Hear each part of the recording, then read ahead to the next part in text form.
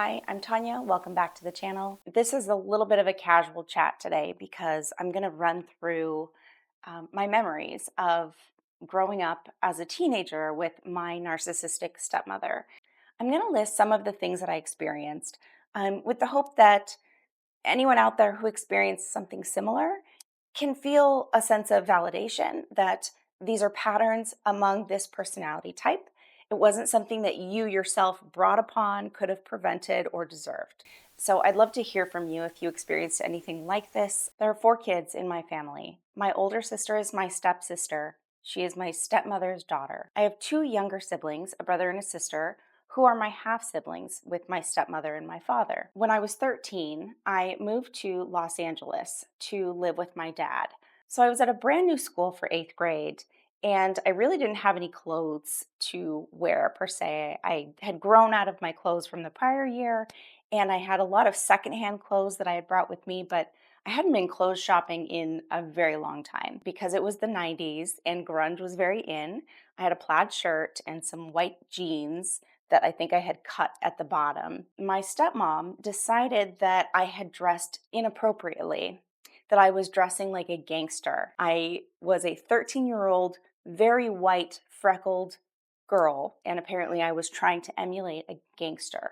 She decided that I was going to wear uniforms, school uniforms, for the first 6 months of my school year. So if you can imagine me being 13, having no money of my own, no way to get new clothes or to get appropriate clothes, instead of taking me back to school shopping, she punished me for wearing what I had. The school uniform situation was really the first glimpse I had at her sadistic side, because the way that she informed me that my new wardrobe would be basically Catholic school uniforms at a public school was to bring a box to my room, throw it on the floor, and have me open it. It was very dramatic. She really was looking for a reaction of despair, sadness, shock. There was no actual lesson to be learned because I had no control over the offense in the first place. She was just using it as a way to control what I was going to wear and to humiliate me, probably in front of all my new friends. I know I wasn't easy all the time. There were a couple of things that I did as a teenager that, of course, I wish I could take back, but I never snuck out. I didn't drink. I didn't do drugs. I got good grades. The amount of dishonesty that I showed or things that I lied about were very normal teenage things. Soon after that experience with the uniforms, it just snowballed into this storyline of me being a troubled kid. She was really intent on my dad somehow agreeing with her that I was a troubled kid. She went through my room constantly. She felt that everything in my space was hers to take, read, share, whatever she wanted to do. And my dad had a better sense of course, like, hey, this is my daughter. She's not a bad kid, even if she's doing these things. Now that I look back, of course, all of this points to a very strong set of narcissistic tendencies and behaviors that really cover a variety of subtypes of narcissism. So it's actually almost impressive how many types of narcissism she has. I heard a lot of, you think you're this, you think you've got everybody fooled, you've got your dad fooled, everybody thinks you're this nice person, but actually you are a manipulative liar out for yourself, out to drive a wedge between my stepmom and my dad's marriage. That was the message that I got constantly from her, that I had bad intentions and that any problem in her marriage with my father was caused by me at that time. It's lovely, isn't it? As a kid, we don't realize that other people can be just straight up evil. I really took it upon myself to try to prove myself to her. She just misunderstands me.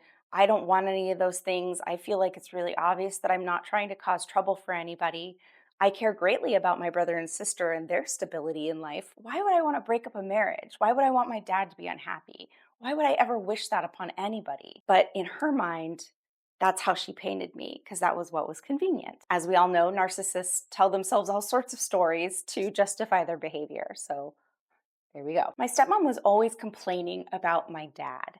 He worked really hard. He worked long hours. He was on call over the weekend. I think it drove her crazy that he wasn't around more for her. If the house was a mess, it was his fault. If a bill didn't get paid, it was his fault. Everything was, well, if your father would XYZ. She blamed my dad or us for essentially everything that went wrong. All of her bad behavior was our fault. If she flew into a rage, it was because we had made her do it. As with many narcissistic parents, she was never expected to control her own behavior.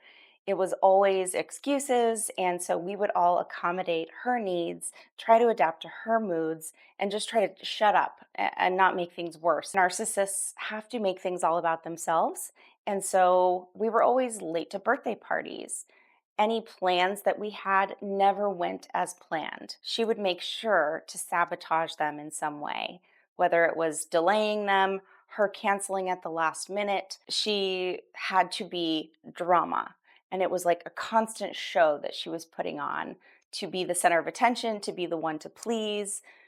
She was impossible in a lot of ways. Breaking every rule on how to be a good co parent, she would speak about my biological mother so poorly, constantly. She would make fun of her. She would make fun of how she ate. She would make fun of her lifestyle. She would tell me that my mom didn't actually want to spend time with me, that my mom would drop me off at other people's houses. I mean, all parents have people watch their kids sometimes. It was not that bad. She would ground me for things constantly. If I had done anything out of place, she was going to find a reason to punish me. Our family dogs had to be put down because they had gotten into a fight with the neighbor dog, and the neighbor dog did not survive. And it was a really awful time, really sad. One of the dogs had been mine for many years, and I was devastated. She decided that I had to be the one to go in with the dogs to watch them be put to sleep.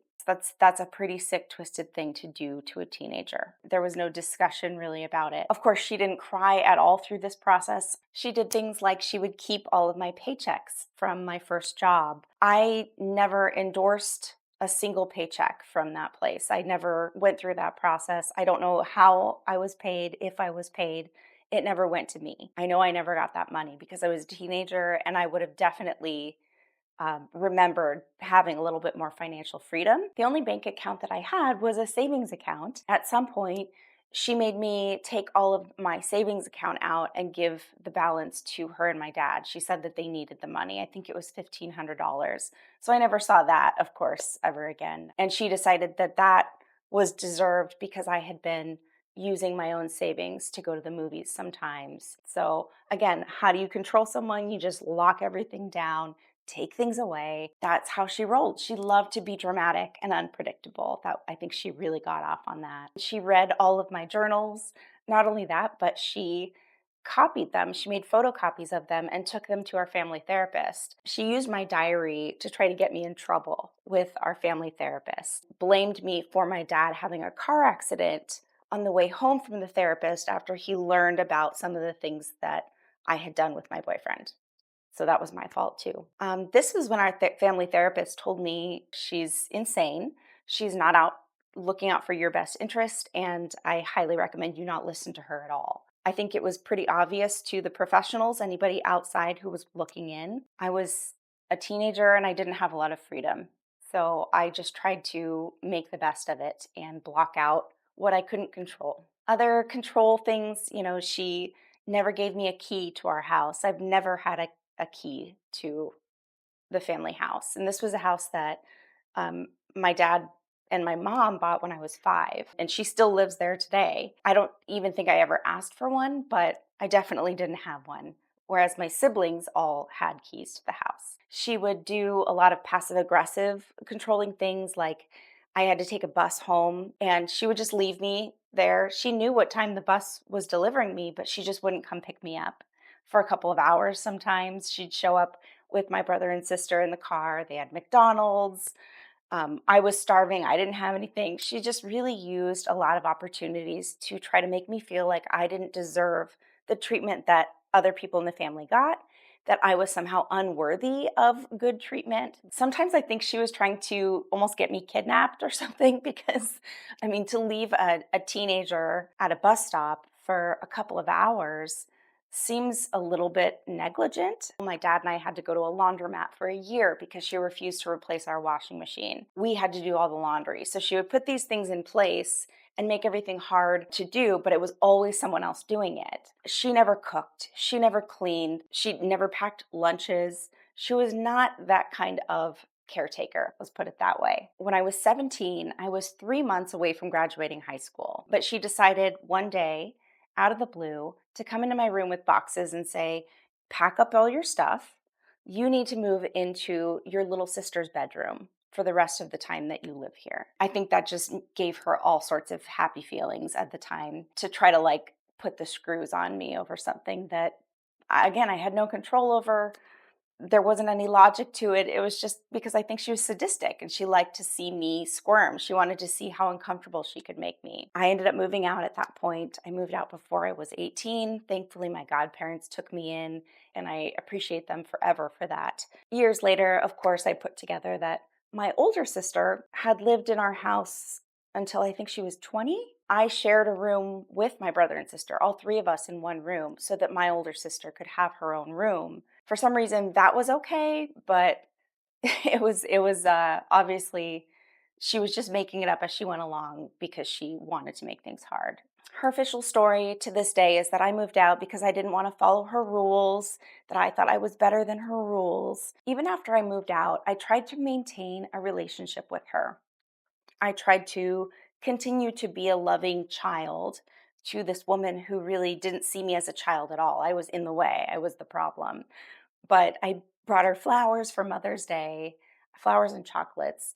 And I remember sitting downstairs because she refused to see me. She wouldn't come out of her room. So that was the kind of like, detachment that she would show if I did try to do something to please her. It was never going to be good enough. It was a lose, lose, lose, lose, lose when it came to her. The only way that I was able to have any freedom within that environment was hoping that she would feel like being nice. Maybe she was trying to prove to my dad that she wasn't a complete nightmare on some particular day, but she was a nightmare.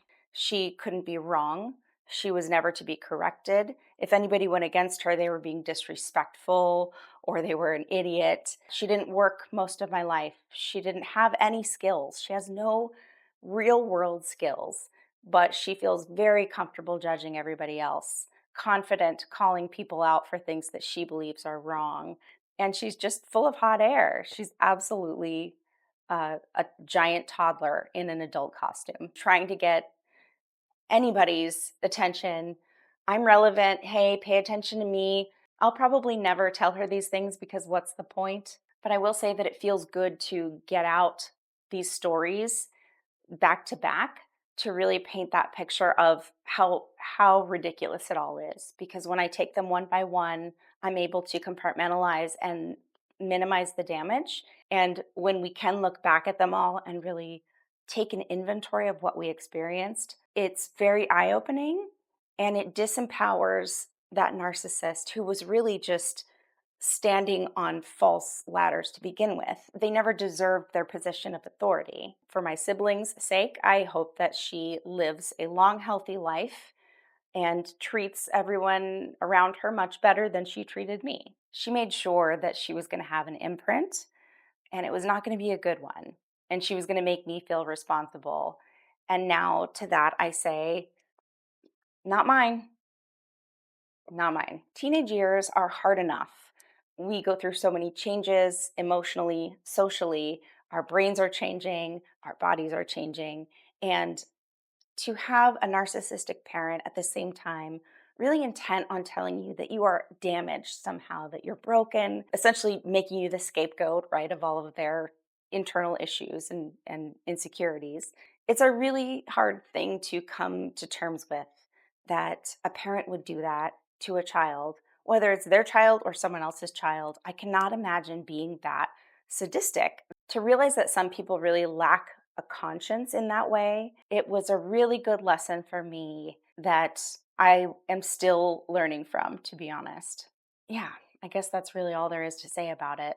That was my teenage life, kind of in a nutshell. Thanks for watching.